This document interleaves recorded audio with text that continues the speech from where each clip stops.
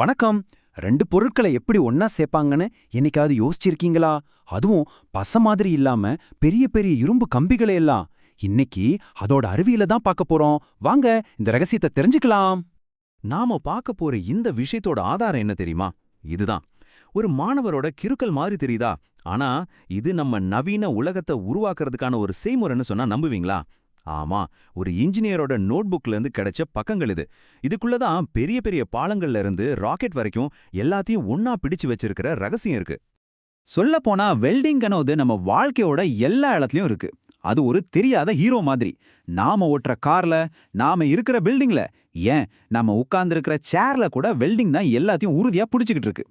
இந்த ஒரு விஷயம் மட்டும் இல்லைன்னா இன்னைக்கு நம்ம பார்க்குற இந்த நவீன உலகமே இல்ல. யோசிச்சு பாருங்க, எவ்வளோ பெரிய விஷயம் இது.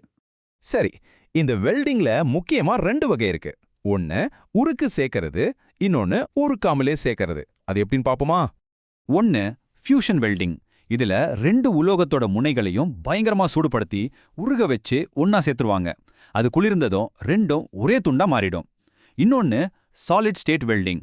பேர்ல இருக்கு பாருங்க, இதுல உலோகம் உருகாது. அதுக்கு பதிலா பயங்கரமான அழுத்தம் இல்லைன்னா அதிர்வுகளை கொடுத்து அணுக்கள் அளவிலேயே ரெண்டையும் ஒட்ட வச்சிருவாங்க, உருக்காமலேயே. இந்த ஃபியூஷன் வெல்டிங்ல சில வகைகளை பாருங்களேன். இதுல இருக்கிற வெப்பநிலையை பார்த்தா தலை சுத்திடும்.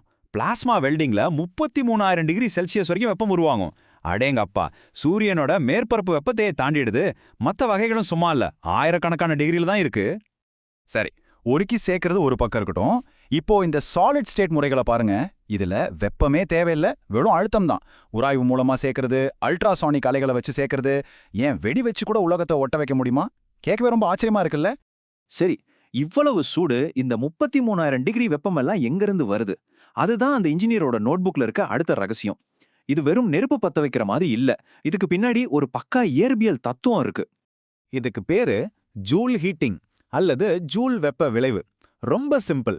நம்ம வீட்ல டோஸ்டர் எப்படி வேலை செய்யுது? அதுக்குள்ளே இருக்கிற கம்பி வழியா கரண்ட் போகும்போது அந்த கம்பி சூடாகி சிவப்பா மாறுது இல்லையா? அதேதான் இங்கேயும் நடக்குது. ஒரு கடத்தி வழியா கரண்ட் போகும்போது அது ஒரு தடையை சந்திக்கும். அந்த தடை தான் வெப்பமா மாறுது. இவ்வளவுதான் விஷயம். ஆனா ரொம்ப பவர்ஃபுல்லான விஷயம். அந்த இன்ஜினியரோட குறிப்புகள்ல இந்த வெப்பத்தை எப்படி உருவாக்குறதுன்னு ஒரு ஃபார்முலாவே இருக்கு. இதோ பாருங்க, H=I²RT. பார்க்கறதுக்கு ஏதோ கணக்கு மாதிரி இருந்தாலும் இதுதான் உலோகங்களை உருக்க வைக்கிற மந்திரம். இந்த ஃபார்முலாவை கொஞ்சம் பிரிச்சு மேயலாமா? இதுல ஐனா கரண்ட், அதாவது எவ்வளோ மின்சாரம் பாயுதுன்னு. ஆர்னா ரெசிஸ்டன்ஸ், அதாவது அந்த உலோகம் மின்சாரத்தை எவ்வளோ தடுக்குதுன்னு. டீனா நேரம், எவ்வளோ நேரத்துக்கு கரண்ட் பாயுதுன்னு. பாத்தீங்களா? இந்த மூணையும் சரியா கண்ட்ரோல் பண்ணிட்டா நமக்கு எவ்வளோ வெப்பம், அதாவது ஹச் வேணுமோ அதை துல்லியமா உருவாக்க முடியும். சரி, தியரியெல்லாம் நல்லதான் இருக்கு. ஆனா நிஜத்துல இது எப்படி வேலை செய்யும்? வாங்க இப்போ இந்த ஃபார்முலாவை வச்சு ஒரு சின்ன கணக்கை போட்டு பார்ப்போம். அப்போ இந்த வெல்டிங் செய்யும்போது உண்மையிலே எவ்வளோ சூடு உருவாகும்னு நினைக்கிறீங்க? அந்த நோட்ல இருந்து ஒரு கணக்கு எடுத்துக்கலாம். இங்க பாருங்க, கரண்ட் அதாவது I 4500 amps, resistance R 400 micro ohms, நேரம் அதாவது T வெறும் அரை செகண்ட் தான். இப்போ இந்த நம்பர்ஸை ஃபார்முலால போட்டு பார்ப்போம். விடை என்ன வருது தெரியுமா? 2025 ஜூல்ஸ். வெறும் அரை செகண்ட்ல ஒரு சின்ன ஊசி முனை அளவு இடத்துல இவ்ளோ பெரிய ஆற்றல் உருவாகுது. சும்மா சொல்லக்கூடாது, இது ரொம்ப பெரிய எனர்ஜி. முக்கியமா அவ்ளோ எனர்ஜியையும் ஒரு குட்டி இடத்துல குவிக்கிறது தான் இங்க மேட்டரே. ஆனா ஒரு நிமிஷம், இந்த 2025 ஜூல்ஸ் ஆற்றலும் வெல்டிங்க்கு பயன்படுதா இல்லனா கொஞ்சம் வேஸ்ட் ஆகுமா? இது ஒரு முக்கியமான கேள்வி. இதத்தான் எஃபிஷியன்சின்னு சொல்லுவாங்க.